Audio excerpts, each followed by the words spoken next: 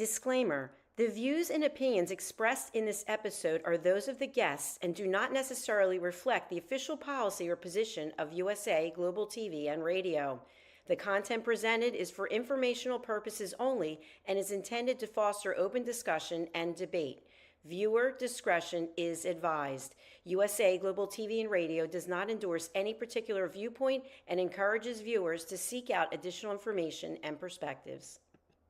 Saving America with Dr. David D. Schein.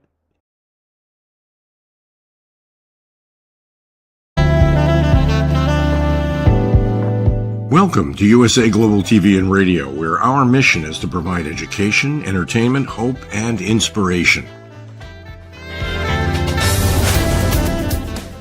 USA Global TV and Radio connects you with experts and audiences all around the world every single day to help you succeed in business and to live a richer life. Visit us at usaglobaltv.com to learn about career and life-changing training and mentoring programs like the Listening Mentor.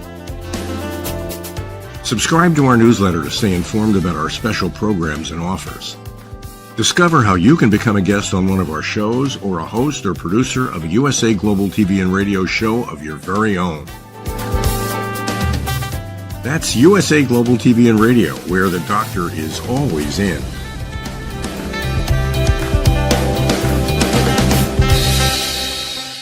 Welcome to Saving America. This is your host, Dr. David D. Schein.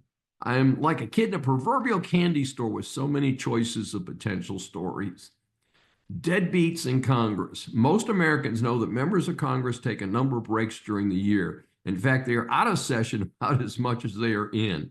In my book, Bad Deal for America, I not only call for term limits, but I also turned DC into a museum, basically, and sent all these clowns home to continuously connect with their real constituents. I thought the summer break might relate back to the pre-air conditioning days. After all, DC is hot and humid in the summertime. I used to live there. I know that for a fact. However, the U.S. Capitol is one of the first buildings to get climate control, courtesy of that amazing American Willis Carrier who invented it in 1902. The U.S. Capitol was air conditioned in 1928, and reportedly it is cold, not hot. I note the Texas legislature, and take note of the sheer size of Texas, only meets for 5 or 6 months in odd-numbered years. So we could pay members of Congress a great deal less if we designated them part-time, required them to work from their home districts, and a novel idea, actually work for the people during the defined period when we suffering taxpayers are paying them. Apparently, the so-called August recess system started in 1961, not 1861.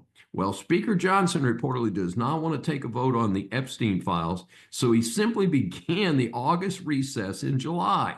I've generally been supportive of Johnson, but as a taxpayer, I want my money back now.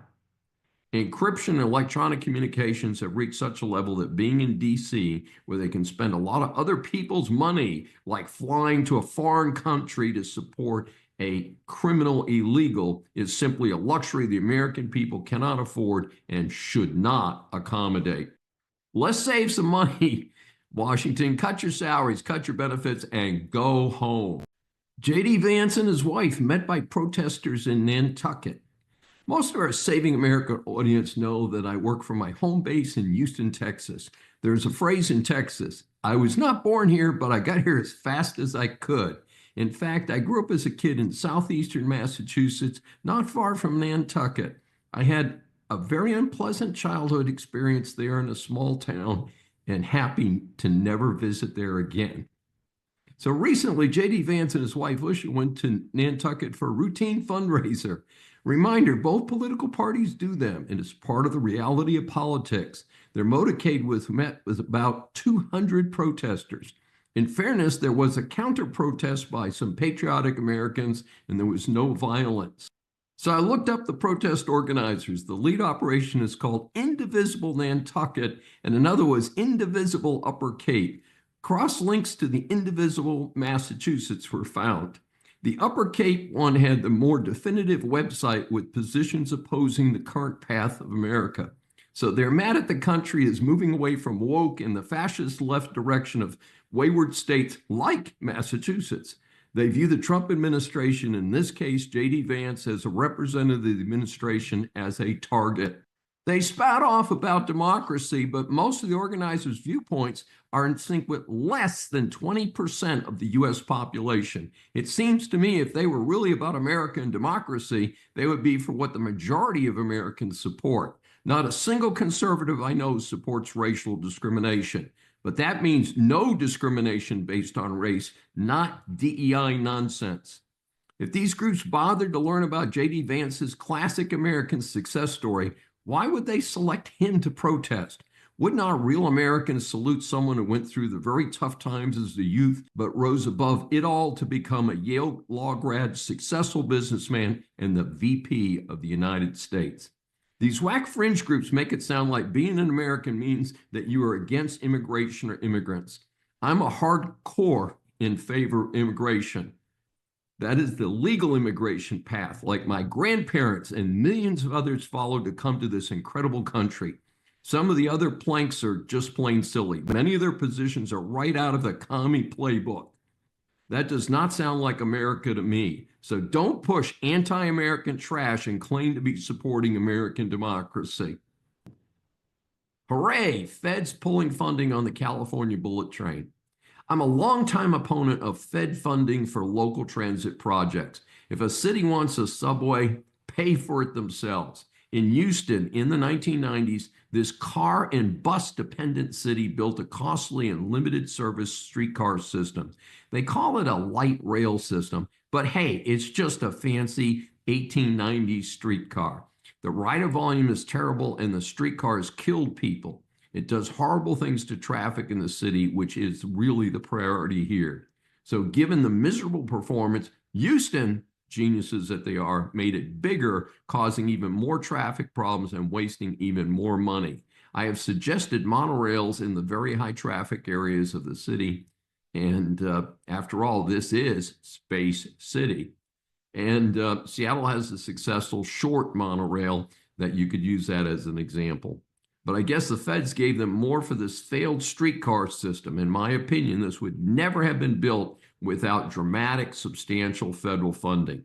So that brings me to another failed public boondoggle, the so-called California bullet train that was never actually built. Supposedly, it was supposed to connect Los Angeles and San Francisco. The original funding was north of $9 billion in California bonds with an additional $3.5 billion from the feds. But so far, the Secretary of Transportation, Sean Duffy, has said the estimated cost, get this, went from $33 billion to $135 billion.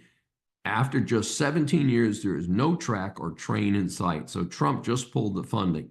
Hey, it's about time. California loser governor, no sense, claims not building it helps China. What on earth is that fool talking about? A strong U.S. economy that is not up to its butt in debt is the way forward over red China. And I know that for a fact, folks. Texas flood update. In the midst of this tragedy, a bit of strange good news as the death toll has reached 135. However, after estimating that another 100 people were still missing, which would mean that they are likely dead, that number was cut to just a few. I'm still calling for an intensive investigation to make sure this never happens again. Smart businesses abandon stupid states. One of the latest companies to move its headquarters out of Delaware is the department store chain Dillard's. They're relocating to business-friendly Texas. As I reported several times recently, the reason is the sharp turn to woke of the Delaware Chancery Court. This is another significant loss for Delaware. Dillard's has over 250 stores across more than half the states. Parallel to this, Trump Media and Technology Group is leaving Delaware for Florida. This is the technology platform behind Trump's Truth Social. Not fleeing Delaware, but interesting all the same, is the popular In-N-Out burger chain, which has announced it is moving its headquarters from California to Tennessee. The 77-year-old company is reportedly closing a number of stores in California due to that state's $20 minimum wage across the whole state, and the wild tax and spend policies of the state. California is also well known for other anti-employer policies. Remember the phrase, last one out, turn out the lights. That applies to California and Delaware. In fact, if the dirty commie Mamdani is elected mayor of New York City, I expect there will be a record exodus of businesses and landlords from America's most populous city and also what is regarded as the business capital of the world. Mexico City caution flag. In the midst of the busy summer travel season, Trump has declared that some changes to a key airport hub in huge Mexico City are a violation of a treaty between the two countries. I was not aware of this, but Mexico City has opened a new airport, the Felipe Angeles Airport, about 30 miles outside the city, according to reports. Mexican domestic flights are getting priority to the original Benito Juarez Airport, which is closer into the city. This would obviously give the domestic carriers a big cost or convenience advantage. Specifically mentioned was a cooperation agreement between Delta Airlines and Aeromexico, which could be suspended due to this dispute. Given the importance of American tourists to Mexico, this could be another short-lived spat between the two neighboring countries. June retail sales are solid. Despite frequent reports that the Trump tariffs are going to run up costs and kill business, retail sales were actually up in June. The American consumer economy appears alive and well. Other indices continue to be up and down. Housing still continues expensive and a questionable component during this time when home sales usually boom. Trump continues to call out Fed Chair Powell for not lowering the key Fed rate. Hey, not sure when that's going to happen. I know that rate's going to get lowered at some point. Hurting Trump's case, the fact that inflation ticked up slightly recently. So we're going to say, all rise. Our series of interviews for Saving America establishes that the world is full of interesting people. Once you hear from our next guest, I am sure that you will agree that she deserves the moniker of interesting person. Saving America welcomes Dr. Ronika Jacobs, who is also known as Dr. Rowe. She's an educator and life coach. She holds a doctorate and master's degree from Concordia University in Texas and a bachelor's degree from Prairie View A&M University, which is not far from our base here in Houston. Her company, Strive Leadership Consulting, LLC, provides training for personal and career development. She also hosts two podcasts, Strive for More, Lifestyle Podcast, and Life Jacked, the Resilience Podcast. Her passion is to uplift women and to make sure they understand every aspect of their beauty inside and out, whether she's helping women build resilience, gain self-awareness, or learn how to become more mindful to reduce stress. She supports her clients from start to finish. She offers one-on-one coaching or group sessions online. She lives nearby in Houston, Texas, with her 3 sons and is a member of Delta Sigma Theta Sorority Incorporated. We welcome Dr. Ronika Jacobs, Dr. Rowe, for her first appearance on Saving America.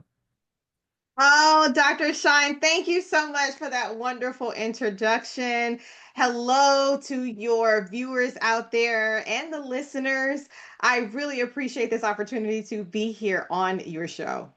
And we're delighted to have you with us. As you know, we ask our guests 3 questions that will help our audience know more about you. And first, you've focused your career on teaching and coaching resilience.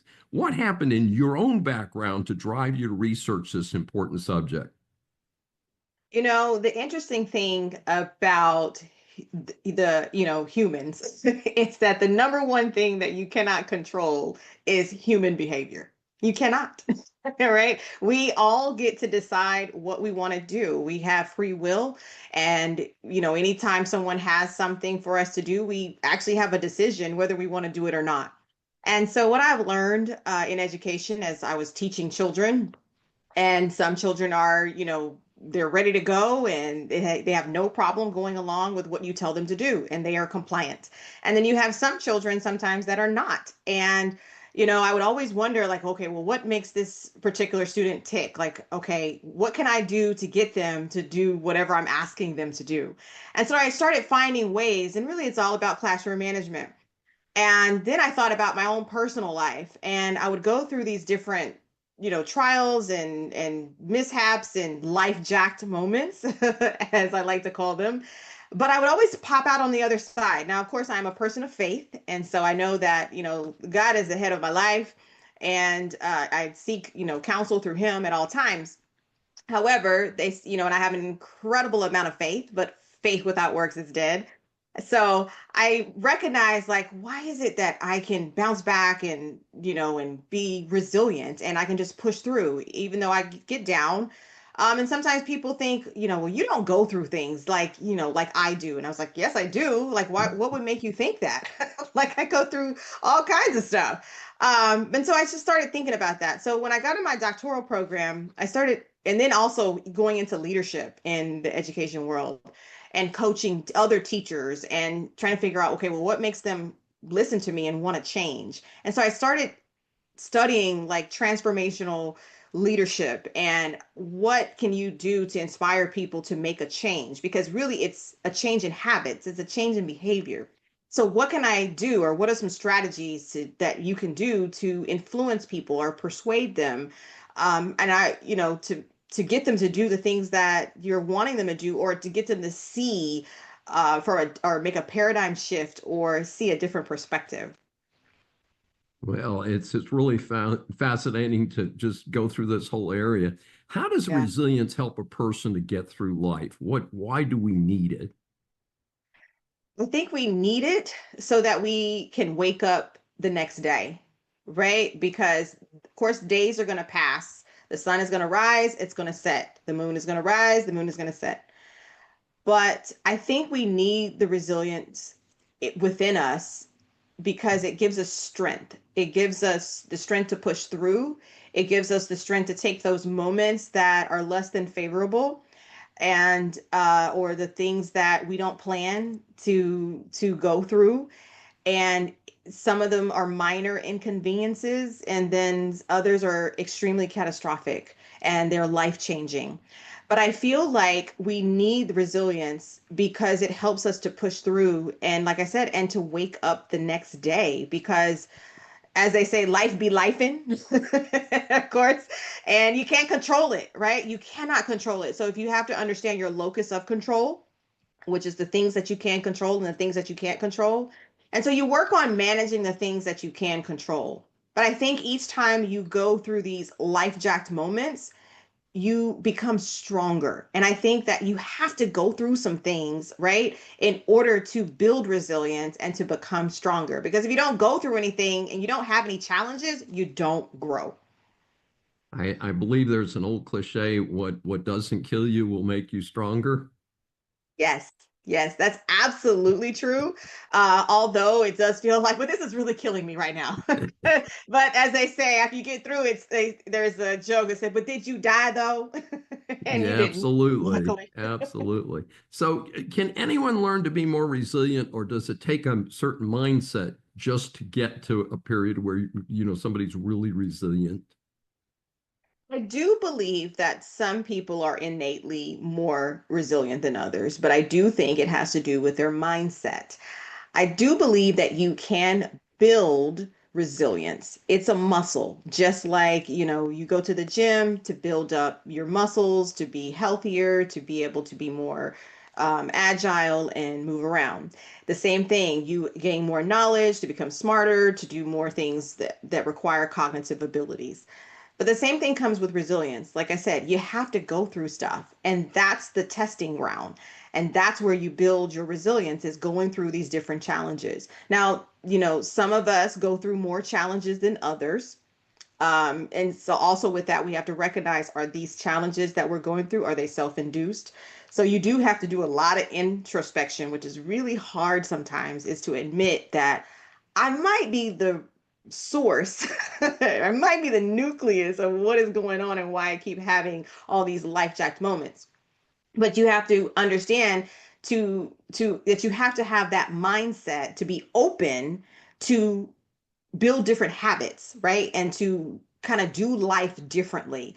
And so I do think that there are some steps that you can take. There's some readings that you can have. You can hire a resilience coach to be by your side that can help you, kind of change your habits and look at life differently, change your paradigm and build resilience. So that way, if you do have a life jacked moment, whether it's you, your children, your spouse, your significant other, family members, that you're able to handle them a little bit better. Because once we are life jacked, right, initially, depending on what the crisis is, we, our amygdala fires, right? And we are fearful. And it's either you're going to fight, you're going to flight, or you're going to freeze, right? And so, and then at that time, you're in your reptilian brain, as they call it, right? And so a lot of times you make these decisions and they're just band-aids. They're just band-aids and they're not really not solving the problem.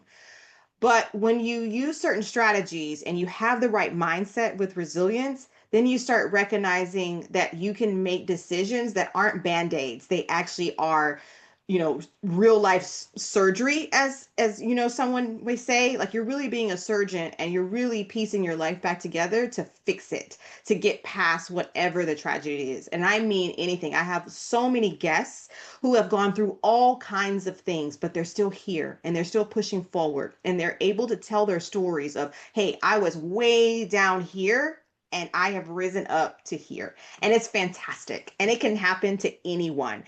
But you have to believe that you are going to get on the other side. Well, it's now quickly. You had mentioned the word life jack several times, and Yeah. just for our audience, how do you define the term life jacked?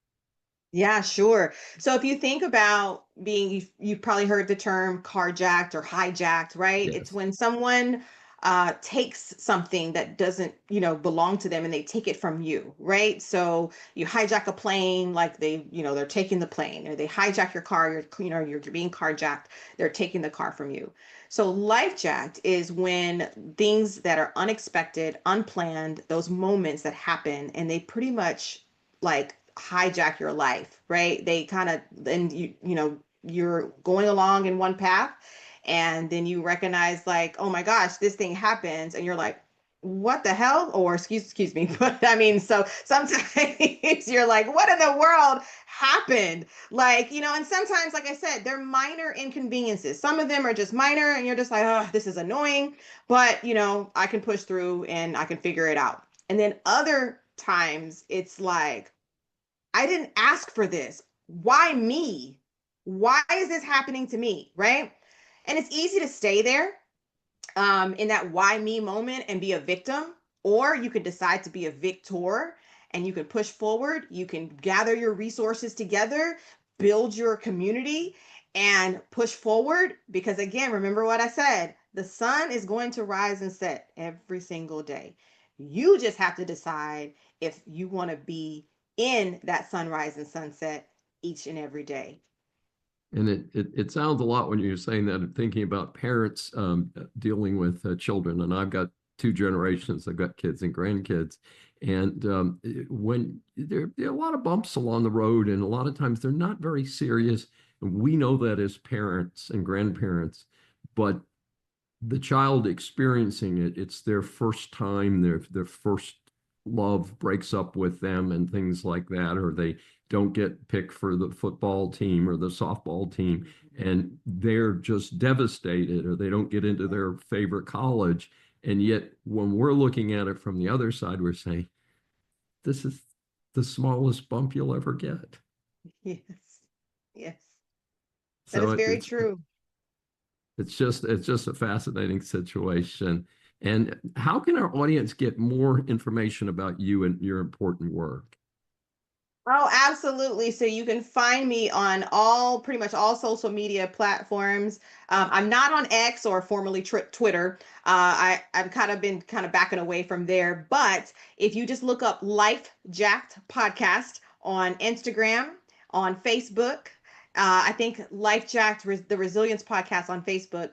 You can find me on LinkedIn. I'm very active on LinkedIn. So you can either look me up, Dr. Ronika Jacobs, or you can look up Life Jacked, the Resilience Podcast. You can also send me an email if you are interested in being a guest at LifeJacked. That's LifeJacked,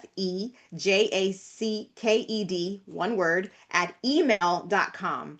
And you can contact me there. I also have a newsletter If you go to my website, the website is www.ronicalljacobs.com. That's RONICALJACOBS.com. There's a lot of resources there. You can sign up for a resilience coaching session.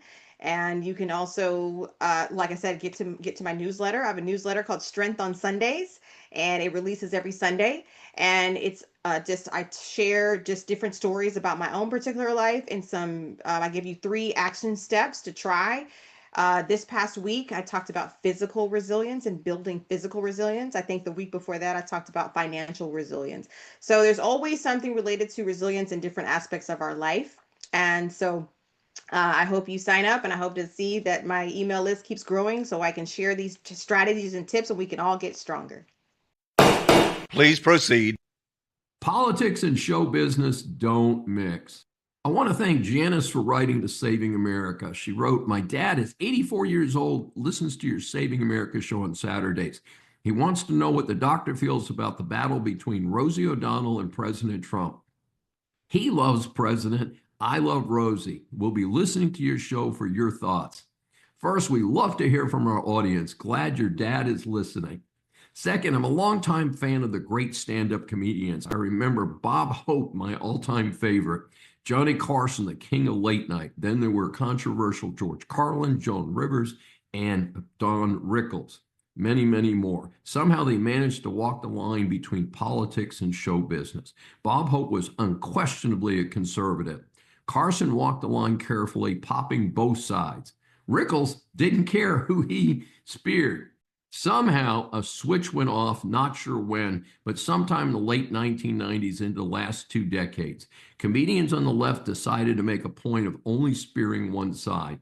The famous mock beheading of Trump by alleged comedian Kathy Griffin is perhaps the most egregious example. Sorry, folks, this is just not humor in anybody's book. This was not just, of course, comedians doing this, but others.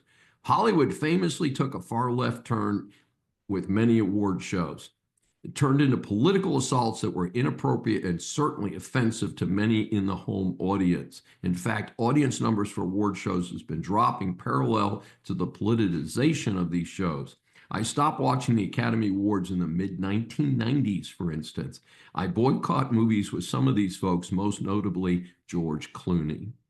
I liked Rosie O'Donnell due to her early stand-up routines and early movies like A League of Their Own and Sleepless in Seattle. I did not know she was gay until I researched this piece, but that is her choice and does not impact my opinion of her. She had a successful talk show from the late 90s into the early 2000s. I never watched it, but she became more visible politically, I guess, in the last decade. She, like Clooney and others, turned me off. The fact that she left the USA for Ireland is not a plus from my standpoint. However, again, that is completely her choice. That's cool. Apparently, the feud with Trump is almost 2 decades long. The reports I read relate to when Trump owned the Miss USA pageant. In 2006, when the winner was found to have a drug problem, he required her to attend drug treatment to keep her crown. This seemed like a reasonable approach, but apparently Rosie, who was on The View at the time, went after Trump for this, and of course, the famously combative Trump fought back. Frankly, I really don't care. My advice to Trump would be to run the country and stay as far as possible from feuds like this, including the recent one with his #1 supporter, Elon Musk. Hey, life is short. In 2012, Rosie had a heart attack and Trump publicly wished her well. That seemed like a peace offering, but the two have kept at it. Again, this is not my thing and I do not follow this. However, Trump made reference to fat women and following some press questions cross-referenced Rosie. In my opinion, this was hurtful and inappropriate. Rosie would have no reason to be respectful to him, and the ball keeps rolling. More recently, Trump has threatened to pull her U.S. citizenship. Janice, if I had a vote on this topic, I would ask Trump to lay off anyone in Hollywood and elsewhere and focus on the good of the country. Such feuds help nobody. How does the defendant plead? Speaking of Hollywood, Late Night with Stephen Colbert has been canceled, although interestingly, not until next May. In the Why Would I Care department, with the departure of Johnny Carson, Jay Leno, and even David Letterman, I stopped watching any of the late evening talk shows. The newer shows are just political trash pits with people I never heard of in most cases or did not like, including the host. Recently on Unscripted Politics, my co-host Kevin McDonald indicated he felt this was a political hit job. He referenced the Paramount settlement of $16 million with Trump as evidence. I disagree. A show that costs $120 million to produce annually and loses $40 million should have been canceled already. TV is a business. I assume it is not being pulled early or due to contractual commitments to Colbert. In my case, I watch the local news, and sometimes before I can change the channel, this windbag would inevitably start with something offensive to me. Hey, not a good start. Colbert might want to consider what he's doing. However, the whack left, led by Pocahontas herself, Liz Warren, claimed it was only due to politics. Of course, this is why America is in debt up to its butt due to moronic political leaders like her.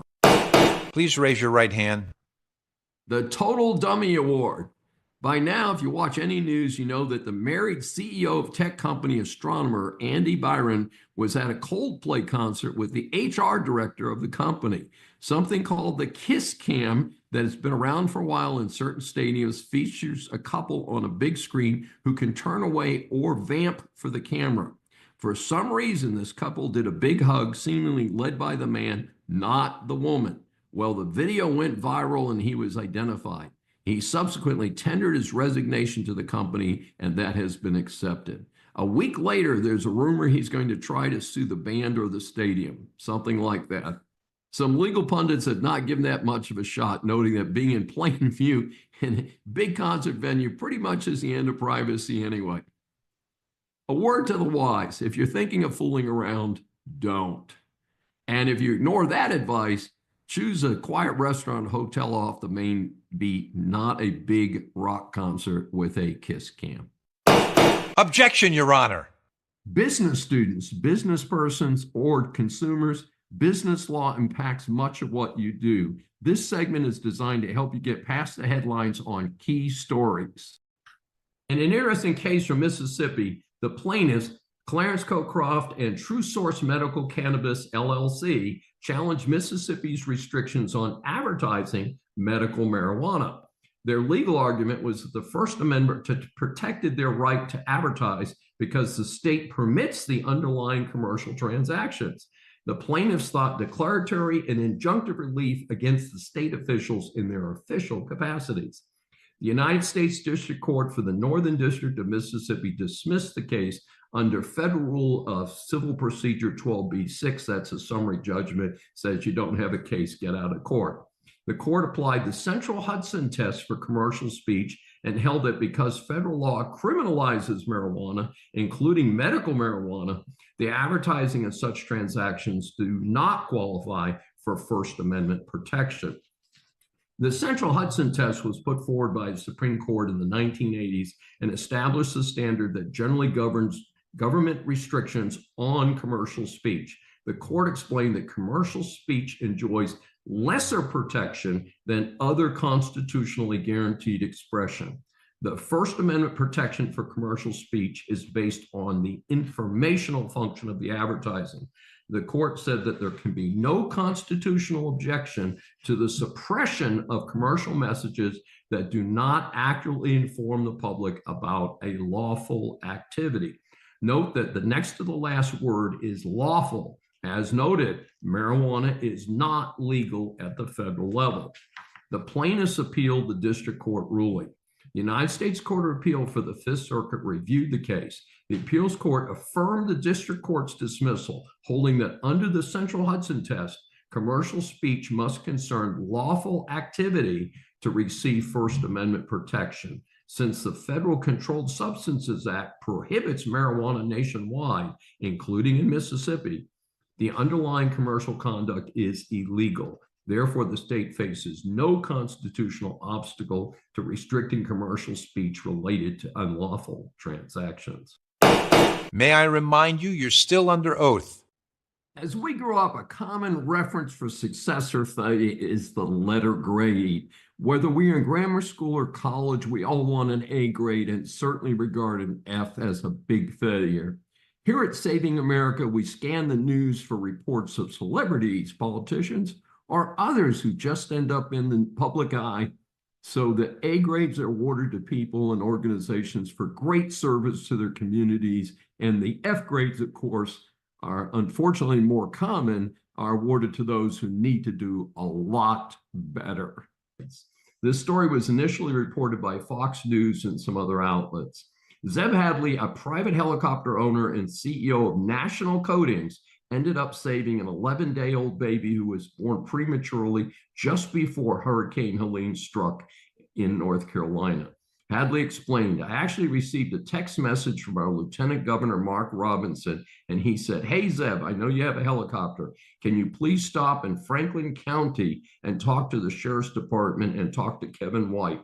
The sheriff asked how I could help him run some missions for McDowell County. And after that, we just kind of went on our own little search and rescue because we saw how bad the devastation was. On September 30th, 3 days after the worst of Helene struck, Hadley and two others, Florida State Guardsman Jonathan Howard and Aerial Recovery's Charlie Keebaugh, were sent on a mission to rescue what they were told was a 1-year-old baby in a life or death situation. They went to the area where the baby was located by a helicopter, and a paramedic got the baby stabilized on oxygen right away. Hadley explained, and when we landed, we realized that the baby was not a year old. Then we found out it was just 11 days old, born premature, and had just gotten home 4 days prior, I assume prior to when the hurricane hit. The baby was blue. Thank God just all of this came together. The team flew the baby to a hospital, landing on the roof of the hospital, and they saved the baby. This great neighbor in America stayed in the area for 7 days and flew his helicopter for approximately 60 hours. He added that he typically puts only about 100 miles a year on his helicopter. Hadley's comment, so we did 7 months of work flying in just 7 days. Therefore, Saving America awards Zeb Hadley, a businessman from North Carolina, and his team the coveted Saving America A grade for his and his team's heroic action. Sustained. Days of reckoning for some universities.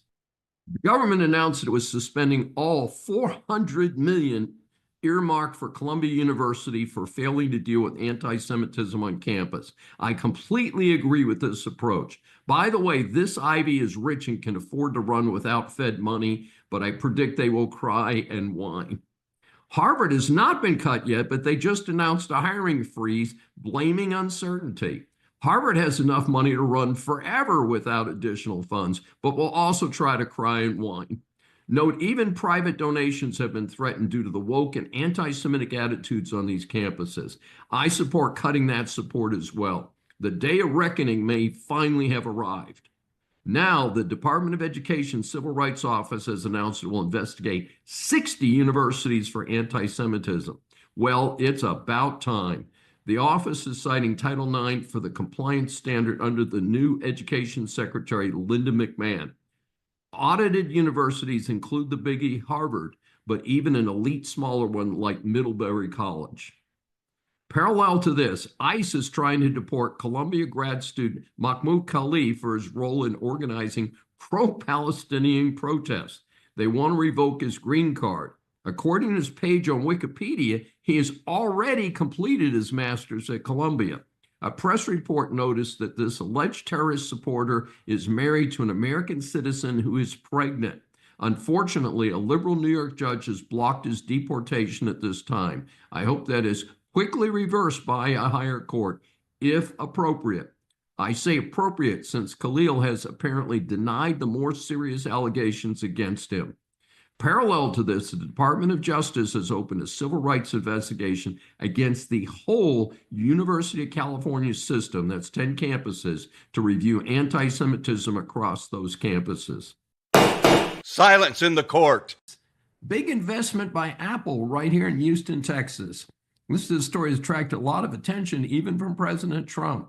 It's a mega story for our home base of Houston, Texas. Houston is known for the gas and oil industry, but there's a lot more here. Apple is making a $500 billion investment in the United States, and a big piece of it will be here with a 250,000 square foot factory with a focus on artificial intelligence. The reports are that the facility will be open in 2026, which I find hard to believe, but maybe by the end of that year, you never know. The Greater Houston Partnership said that the new Apple facility will focus on the production of servers that support Apple Intelligence. It claims Apple is making a strong statement about Houston's role in the future of American high-tech manufacturing. Also, according to the partnership, Houston is home to over 7,000 manufacturers producing more than 75.1 billion goods annually. It added that Houston is number 2 in the U.S. for manufacturing gross domestic product. An interesting aspect is that of further involvement in the Houston area by Foxconn, which is currently expanding its facilities here in the Greater Houston area. Foxconn, which is based in Taiwan, and last I heard, was the largest private employer in China.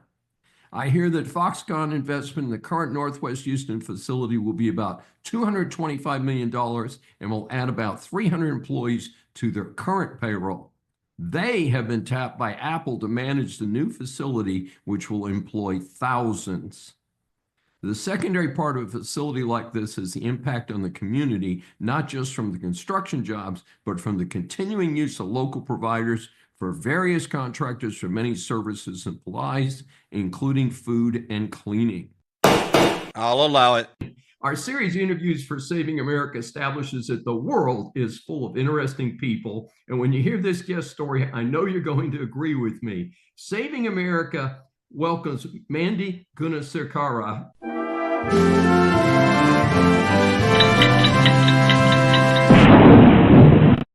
She's a veteran environmentalist attorney, energy strategist, and communicator. She was chief of staff at the U.S. Environmental Protection Agency during the Trump administration. She was involved in one of the more controversial acts of the Trump administration. She was the architect of withdrawing the U.S. from the flawed Paris Accord. And we're going to ask her about that. Currently, she's a visiting fellow at Heritage Society, also called the Heritage Foundation, a principal at Section 7 Strategies, co-founder of Satoshi Axon Fund, and a media commentator for Fox, Fox Business, and Newsmax.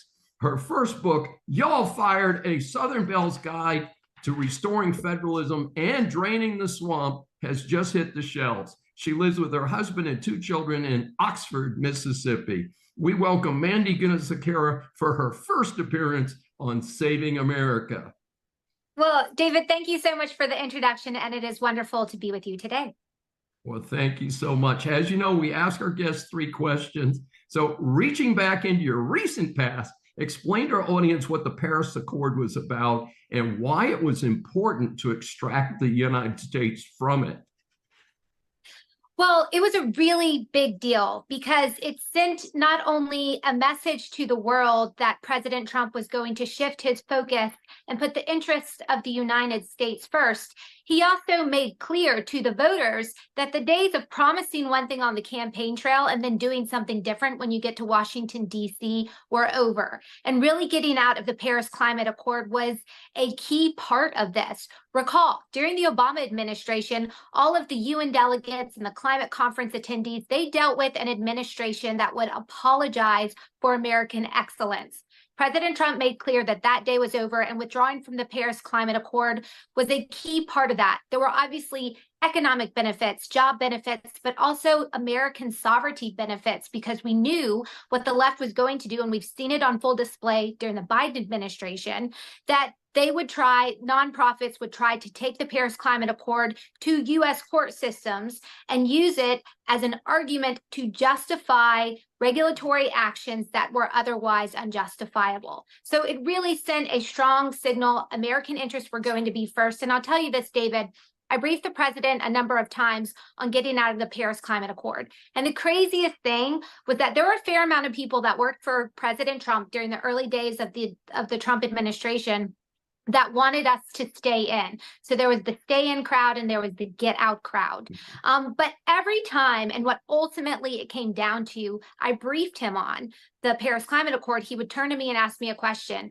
What is this going to do for the US worker? He made very clear that he wanted the United States to only be a part of agreements where it was a good agreement, number one, and number two, it was going to boost the outlook and opportunity of the American worker and the American business.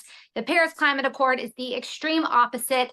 Also, it undermines environmental progress, something we've done very well in this country. So getting out was hugely important and a monumental event during those first few months of the Trump administration.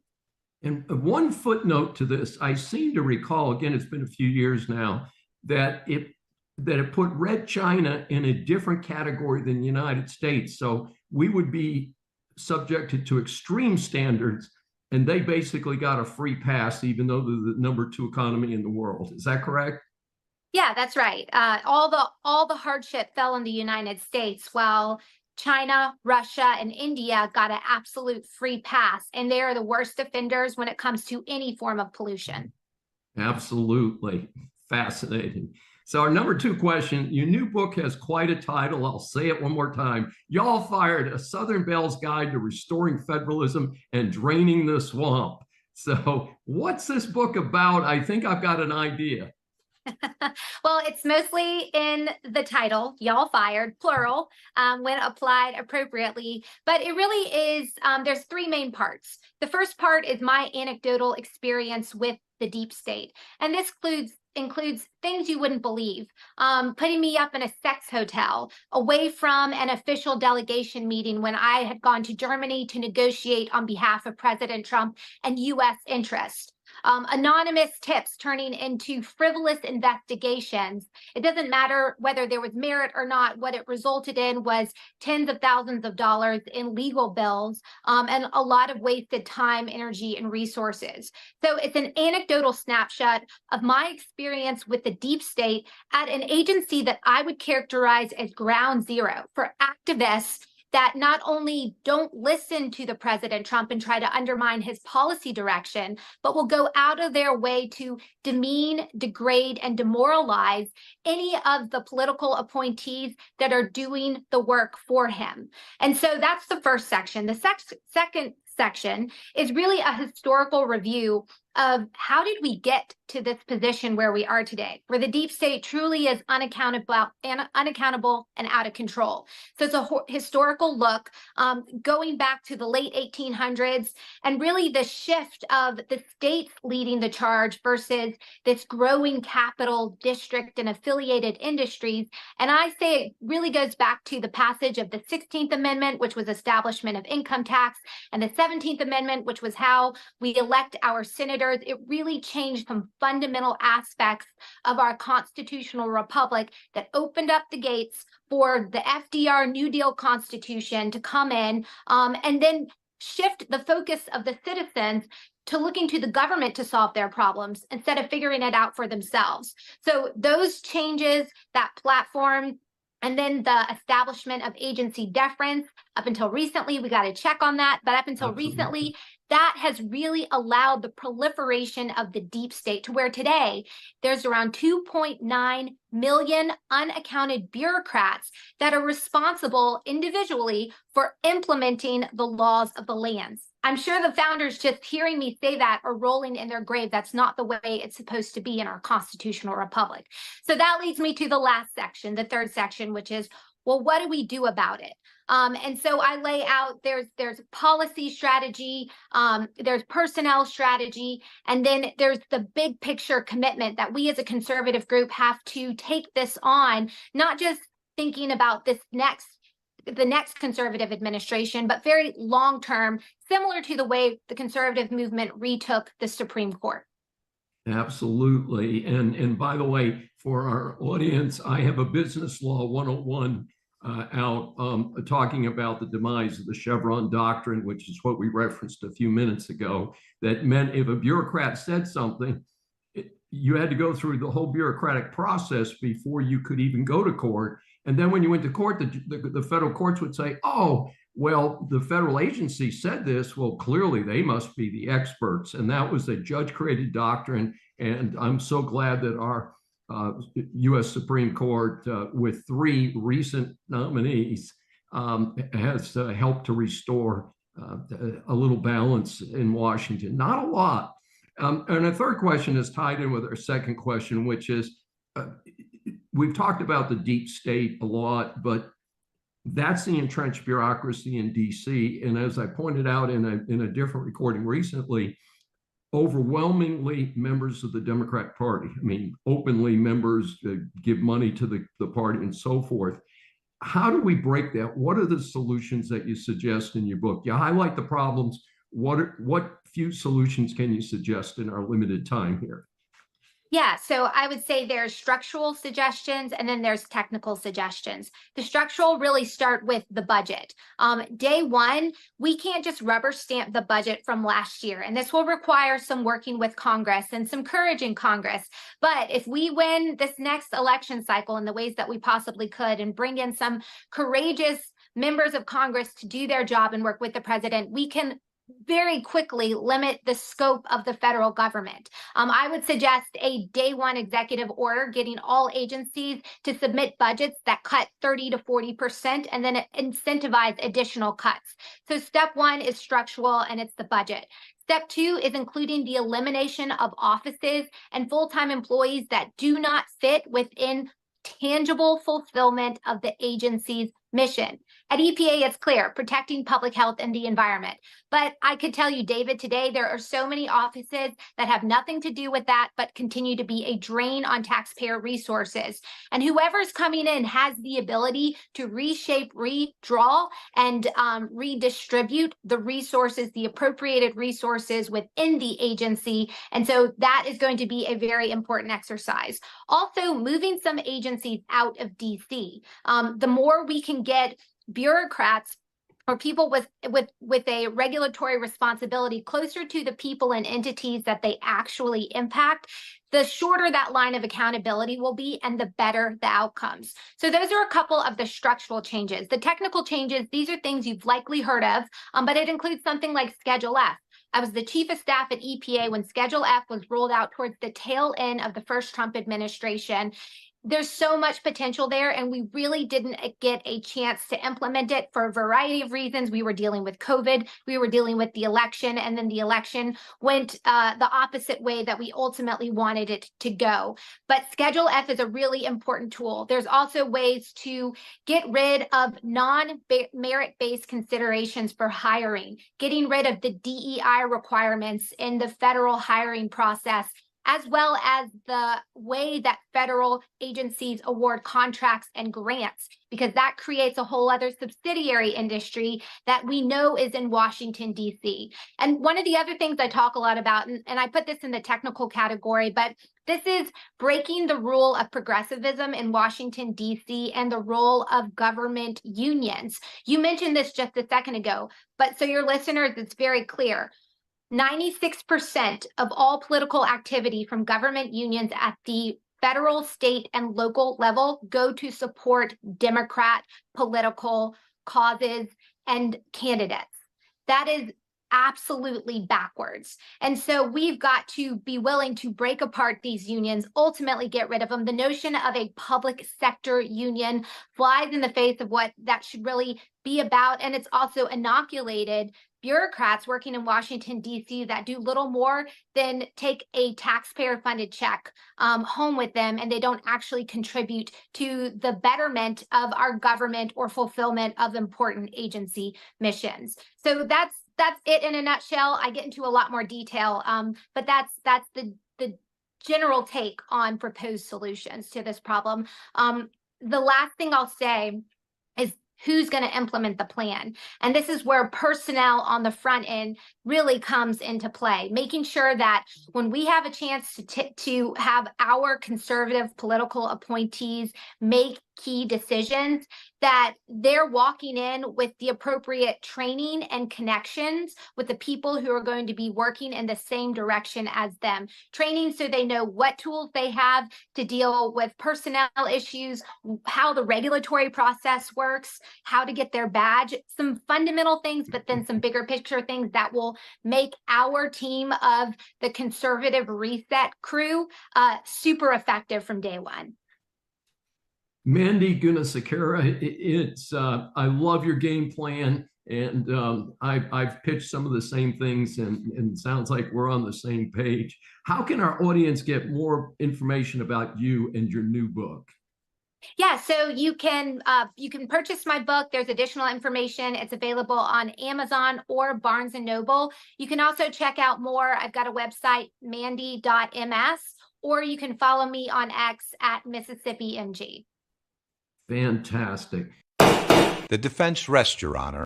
Social Security rolls show 18.9 million people over 100 who have not been removed from the rolls. Now, this could be an exciting report on a dramatic increase in American lifespans. Unfortunately, there are only about 86,000 people who are 100 or over. And I question the number given the decrease in the American lifespans over the last few years. In fact, 12 million people in the Social Security database of eligible benefit recipients are listed as being over the age of 120. The oldest person in the world reportedly is 116 in Japan. The oldest person in the United States is 114. It's important to note that this does not mean that these people are all getting benefits. Most are not, but it makes good press coverage for Musk and Doge. It is reported that Social Security data has more than 398 million people listed. Yet the U.S. Census Bureau estimates the national population to be roughly 341 million. Folks, that's a pretty good spread, and that, of course, introduces the risk of corruption. Part of the reports are that when grandma dies, the family conveniently forgets to tell the Social Security Administration and keeps collecting benefits for as long as possible. Of course, the allegations are that many dead Social Security numbers are being recycled and persons overseas are collecting benefits. Let's see what shakes out. Reports say that Trump gave Musk's team until July 4, 2026 to achieve its goal of a $2 trillion reduction in the federal spending. That's before that organization is dissolved. I have a feeling that is going to continue after July 4th of next year. In related news, 75,000 federal workers accepted the administration's buyout offer by the deadline of February 12th. Allowing them to continue collecting full pay and benefits through September 30th of this year as they seek alternative employment. As I said previously, I oppose the way this layoff system was done. There are also pending court cases challenging the whole program. That varies from week to week. Last I heard, courts are tending to allow it. There's been a controversy about giving Musk access to sensitive information. However, a federal judge in D.C. just ruled that the lawsuit by the Dem-controlled states trying to stop Musk's access to sensitive data has been rejected.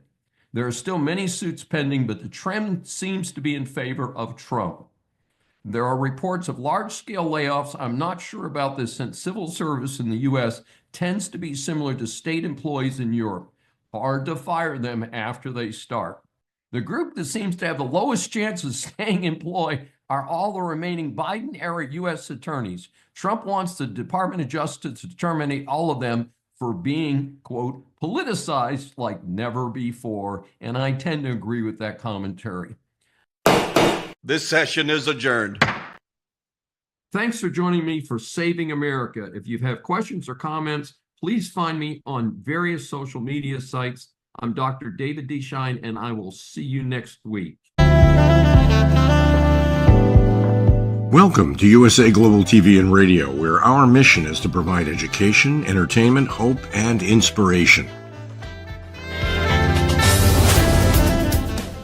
USA Global TV and Radio connects you with experts and audiences all around the world every single day to help you succeed in business and to live a richer life.